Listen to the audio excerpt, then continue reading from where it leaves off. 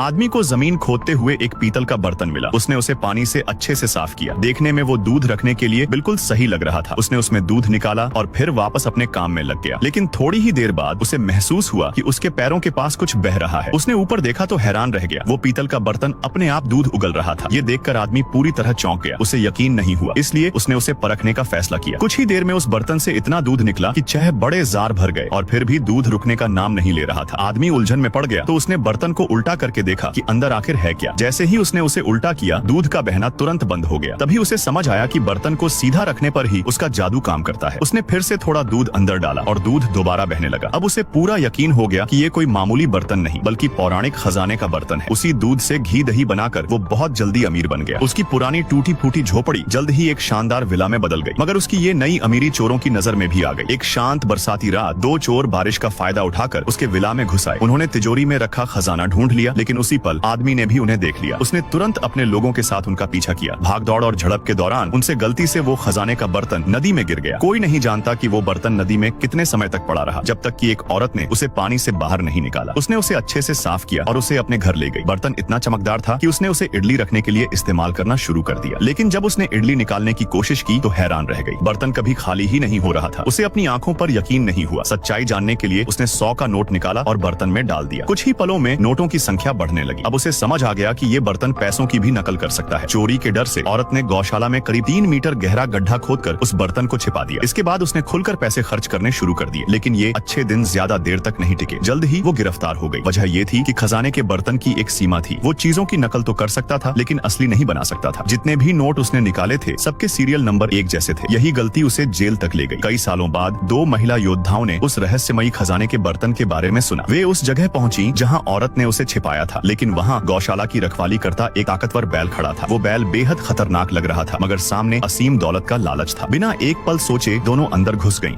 एक आदमी 2 शानदार घोड़ों को बेचने के लिए बाजार ले आया। थोड़ी ही देर में लोगों की भीड़ जमा हो गई। व्यापारी एक दूसरे से बढ़कर ऊंची कीमतें लगाने लगे। ये नजारा महल से राजा की नजर में आ गया। राजा के दिल में तुरंत जलन पैदा हो गई, क्योंकि उसके हिसाब से पूरे राज्य की हर कीमती चीज उसी की थी। ऐसे बेहतरीन घोड़े भला किसी और के कैसे हो सकते थे? राजा ने जिद पकड़ ली कि इवान ने उसके कीमती घोड़े चुरा लिए हैं और फौरन सैनिकों को हुक्म दिया कि दोनों घोड़ों को पकड़कर महल ले आओ। तभी राजा के क्रूर बर्ताव को देख एक छोटा सा गधा खुद को रोक नहीं पाया और जोर से सीटी बजा दी। उसी पल दोनों घोड़े पलटे और तेजी से महल के बाहर भाग निकले। राजा गुस्से से आग बबूला हो गया और सैनिकों को घोड़ों का पीछा करने का आदेश दे दिया। लेकिन हड़बड़ी में उसका रथ बेकाबू हो गया और पलट गया। राजा सीधे आटे के ढेर में जा गिरा। जब तक सैनिक उसे बाहर निकालते, वह सिर से पांव तक आटे में सना हुआ था। आसपास खड़े लोग अपनी हंसी रोक नहीं पाए और राजा को जबरदस्त बेइज्जती झेलनी पड़ी। हालांकि राजा के दिल में इवान के लिए जहर भरा था, मगर वह उसे सीधे मरवा भी नहीं सकता था। इसलिए उसने चाल चली। उसने इवान को एक नामुमकिन से काम पर भेज दिया, अकेले रेगिस्तान में जाकर अग्नि फीनिक्स का शिकार करने के लिए। कहा जाता था कि पिछले सैकड़ों सालों में अनगिनत योद्धा इस मिशन पर गए, मगर कोई जिंदा वापस नहीं लौटा। कोई रास्ते में ड्रैगन का शिकार बन गया तो कोई समुद्र के तूफानों में डूब गया, और जो फीनिक्स तक पहुंचे भी उनका अंजाम भी अच्छा नहीं हुआ। राजा ने इवान से वादा किया कि अगर वह फीनिक्स को हरा देगा तो उसे एक बड़ी राजकीय उपाधि दी जाएगी। छोटे गधे की मदद से इवान सबसे पहले जंगल गया, जहां उसे कुछ खास नींद लाने वाले मेवे ढूंढने थे। ये मेवे देखने और खाने में बेहद स्वादिष्ट थे, मगर इन्हें खाने वाला कोई भी जानवर तुरंत गहरी नींद में चला जाता था। इवान ने ढेर सारे मेवे इकट्ठा किए और फिर दोनों रेगिस्तान के उस हिस्से में पहुंचे जहां अग्नि फीनिक्स छिपा रहता था। चारों तरफ जले हुए कवच और टूटे हथियार पड़े थे, जिन्हें देखकर साफ समझ आ रहा था कि यहाँ कितने लोग आग का शिकार हो चुके थे। गधे की बात मानकर इवान ने मेवों को रेत पर फैला दिया। कुछ ही देर में जमीन तपने लगी और नीचे से आग की लपटें उठने लगी। आग और तेज होती गई। फिर अचानक जमीन फट पड़ी और आग के बीच से अग्नि फीनिक्स बाहर आ गया। आसमान में उड़ता हुआ फीनिक्स देखने में बेहद खूबसूरत लग रहा था। वह हवा में गोल गोल चक्कर लगाने लगा और आखिरकार उसकी नजर जमीन पर पड़े मेवों पर जा टिकी, क्योंकि वही उसका पसंदीदा खाना थे। फीनिक्स ने अपने पंजे फैलाए, मेवे उठाए और हवा में उछाल दिए। फिर एक शानदार छलांग लगाकर ऊपर उठा और मजे मजे में उन्हें खाने लगा। जब उसे यकीन हो गया कि मेवे ताजे और लाजवाब हैं, तो उसने उन्हें छिलके समेत पूरा निगल लिया। इवान और छोटे गधे की मौजूदगी से बिल्कुल बेखबर। जैसे जैसे वह ज्यादा मेवे खाता गया, उसका सिर भारी होने लगा, उसका शरीर लड़खड़ाने लगा और आखिरकार वह जमीन पर आ गिरा। अब वह उठ भी नहीं पा रहा था। इवान हैरान और खुश था कि उसने इतना खतरनाक फीनिक्स इतनी आसानी से काबू में कर लिया। वह शहर लौटने की तैयारी ही कर रहा था कि अचानक उसने देखा फीनिक्स ने पंजे बढ़ाए और सीधे उसके बैग से फिर से मेवे निकाल ली। नशे की वजह से फीनिक्स को आसपास छिपे इंसानों का जरा भी होश नहीं था।